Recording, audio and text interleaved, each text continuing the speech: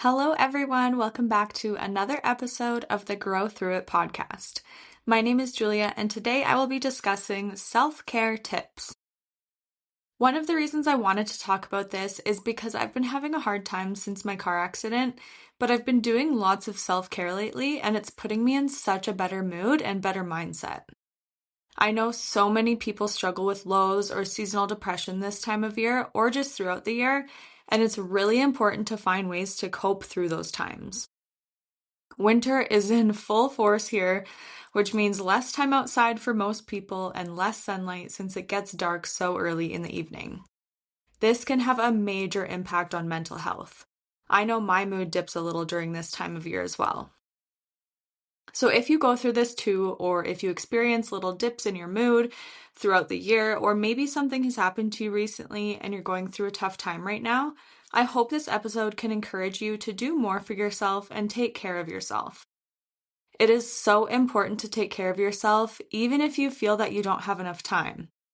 If you're busy taking care of other people or busy with work or school or whatever it is, know that you cannot pour from an empty cup. If you're feeling drained and depressed and exhausted, how are you going to show up as your best? You can't. You have to take care of yourself if you want to be the best version of you, whether that is for yourself, for your career, or for your family. It may not feel important to you to do things for yourself, and I know a lot of people, especially moms, struggle with doing things for themselves, but it is so important. By taking care of yourself, you are taking care of your child because you will be more energetic, happier, healthier, and you will also show them the importance of self-care for themselves. So now that we know how important it is to take care of yourself, I'm going to share some ideas of what you can do. Some of these are very small and won't take much time, and others are a bit bigger. Choose things that work best for you right now. You don't have to go all out, but I encourage you to do these things for yourself a minimum of once a week. I'll start with some physical things you can do. I know it can be cold outside, but bundling up and going for even a 10-minute walk will do wonders for your mental health and physical health too. If some days are way too cold, trust me, I get it. Walk on a treadmill or walking pad. I'd also recommend taking up a winter sport so that you enjoy winter more. Living in Canada, our winters last so long, so last year I decided to try snowboarding so that I could enjoy winter more. This year I am unable to due to my injuries, but I had a blast trying it out. You could go ice skating, skiing, snowboarding, sledding, playing hockey, or anything to get you outside and enjoying the outdoors. In addition to this, I think it is also important to keep up with your workouts. This could look like weightlifting, Pilates, going to a workout class, dancing, running, boxing, anything that you enjoy that gets your body moving. I would also recommend going to yoga. Yoga is incredible for your physical health and your mental and emotional health. It calms me, relaxes me, and grounds me, and I always just feel so good after. On the topic of a healthy lifestyle, it is also so important to eat healthy, nourishing foods. During the winter especially, it's nice to have warmer foods that are nourishing and comforting. You can still have foods that are more comforting and keep them healthy. I'm all for treating yourself to your favorite takeout meal or ice cream, but majority of the time you should be eating healthy. This will help your mood and make you feel so much better. Also, make sure you're drinking enough water and staying hydrated. Drinking enough water can help your health so much. Since my accident, I also have been going to therapies a lot. Physiotherapy twice a week, and I also started going to massage once a week and acupuncture occasionally as well. Massage and acupuncture have been so good for me to de-stress and relax. Both of these have numerous benefits to your overall health. I also started therapy again to help cope with the emotions from the accident, as well as some other things going on in my life. If you're feeling down or going through something, or just not sure how to cope with your emotions, I'd really recommend going to therapy. I've gone on and off over the years, but I know when I need it, and I know I need it now. Take that step for yourself. Reiki can also be extremely relaxing and beneficial for your health as well. If you're local to me, I am offering Reiki sessions and have a great deal going on right now. If you purchase a gift certificate for someone, you get your next Reiki session half price. Such a good way to treat yourself and someone else. Reiki has so many benefits to it and will leave you feeling so much lighter. I also do distance Reiki if you're not local. On another spiritual note, if you've never tried a sound bowl session, I would highly recommend that as well. I've been to them several times and I always have such great experiences and gain new insight each time I go. The vibrational frequencies from the bowls have incredible healing effects. Acupuncture, Reiki, and sound bowls put me in such a great meditative state that I usually can't achieve on my own. However, I would also highly recommend meditation as part of your self-care routine. I know it can be hard to shut your mind off, but you don't necessarily have to do that. Try a guided meditation, even a 5-minute one, and focus on what they are saying. This is a great first step to meditation, so it's not just silent and you're too busy thinking about your own thoughts. Also, practicing gratitude and journaling can be really helpful. Find 5 things you're grateful for every morning and night and see how fast your mood changes. I have a 5-minute gratitude journal from Indigo and it's so good. Journaling is also so beneficial and it doesn't matter how much you write or what it's about, just start writing and see what comes up for you. This is a great way to process your emotions and let them go. You could even burn the page after if it's something you want to let go of. Reading is fantastic as well. I personally recommend personal development books because they are so incredibly beneficial, but I think it's also great to read fiction books too. I will say though that if you're in a darker place, maybe skip the thriller books and true crime stuff until you feel a bit better. That can make you feel worse, even though I love it too. But there is a time and place for it, and I think if you're not feeling great, it may not be the best option for you right now. Listening to music can also boost your mood. Again, I'd highly recommend upbeat, happy songs, not sad and depressing ones. There are actually really great playlists with high vibrational songs on Spotify. That will definitely boost your mood. Spending time with people is also very important for your mental health. Spend time with the friends and family that make you feel good. If you are away from them, give them a call and talk on the phone for a while. Find fun things to do with them as well to get you out of the house and get you moving. Or have a movie night with them in the comfort of your own home. Spending time with pets or animals is also a great serotonin booster. If you have your own, spend some more time with them without distractions, and if you don't have any of your own, spend time with your friends' animals or go to an animal shelter and spend time with those animals. I think they could really use it too. Also, make sure to only be following positive content on social media. Trust me, I love a good dramatic story. I was living for the Risa Tisa content on TikTok, but again, if you're in a down mood, it's best to keep it positive. You should not follow accounts anyway that bring your mood down, but especially when you're not in a great headspace, it is so important to not be looking at content that makes it worse. Really think about why you're following that person or watching that video and ask if it's benefiting your life at all.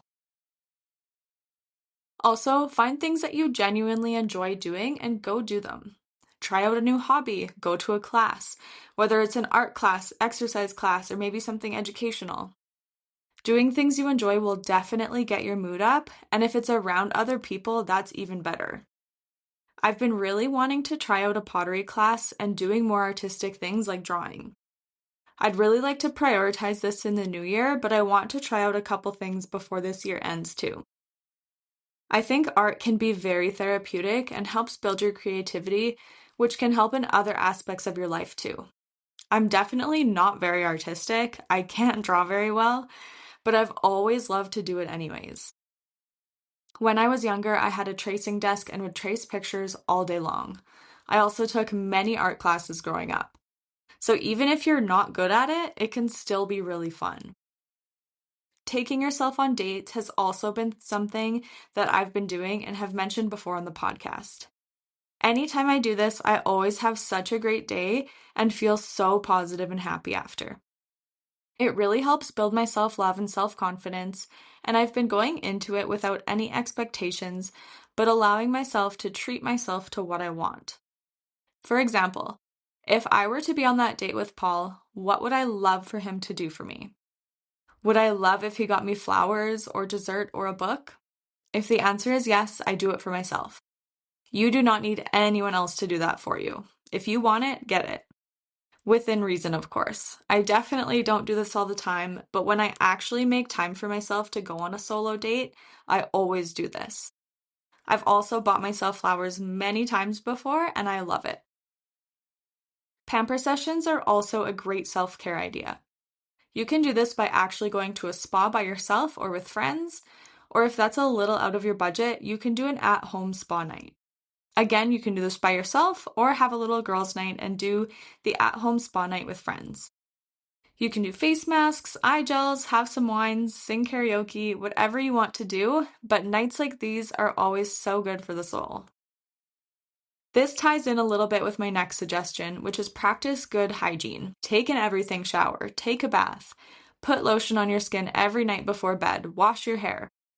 I will actually be doing an episode on my beauty routine, but do whatever makes you feel good.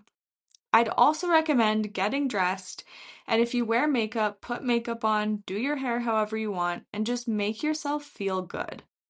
I know in the past when I've been sick, I usually wear pajamas or sweats most of the day, and sometimes that is needed. But when I start to feel better, I get dressed and do a little makeup and make sure my hair looks presentable, and I feel so much better. It actually gives me more energy and I feel put together.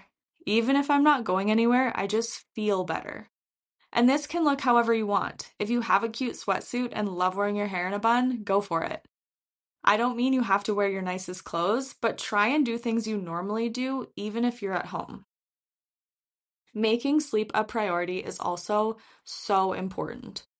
Again, even if you're at home or on holidays, try and have some sort of sleep schedule and make sure you're getting quality sleep. That means not scrolling on your phone right before bed and not doing things before bed that you know will impact your sleep. Drinking alcohol or smoking weed may help you fall asleep faster, but it really impacts the quality of your sleep. You don't get a deep sleep when you do those things. Caffeine can obviously also have a major impact on sleep. I know if I have caffeine too late in the day, I will be tossing and turning for way too long when I try and go to sleep. I'd recommend sticking to a night routine and creating a morning routine as well. This will help improve your sleep and how you are during the day as well. Again, I will be doing an episode on my morning and night routine. Also, having naps is necessary sometimes too. I love a good nap, but I don't have them too often, and it's important to know that you actually can oversleep. I recently saw a TikTok of someone saying she's still tired after 12 hours of sleep, and that is because you don't need 12 hours. That will actually make you more tired. I believe everyone is different, but I know I thrive off of 7 to 9 hours of sleep depending on my cycle. Any more than that, though, I am so tired the entire day. So keep your naps short and make sure not to oversleep. Lastly, decluttering your space has a huge impact on your mood. If you have stuff all over your house, it is extremely overwhelming and your head starts to feel cluttered too. I know I have so much anxiety when my space is cluttered or dirty. I've been making sure to clean my space every day to ensure I am more productive and less anxious. It doesn't seem like that big of a deal, but see how your mood changes when you clean up your area. This can also only take like 2 to 5 minutes. It does not have to be a deep clean. Okay, so I just gave you so many options to add to your self-care routine. You don't need to do all these things, but find what works best for you and what you can handle right now. Again, I would highly recommend doing something on this list at least once a week, but if you can do at least one of these things every day, you will be so much better off.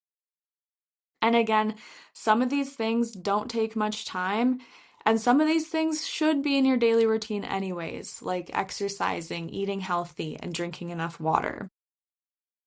So that is it for today's episode. Please let me know what you added into your life and how it's helping you. If you have any questions or feedback, feel free to message me on Instagram at growthroughit.pod.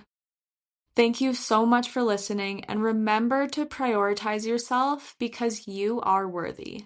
See you next time.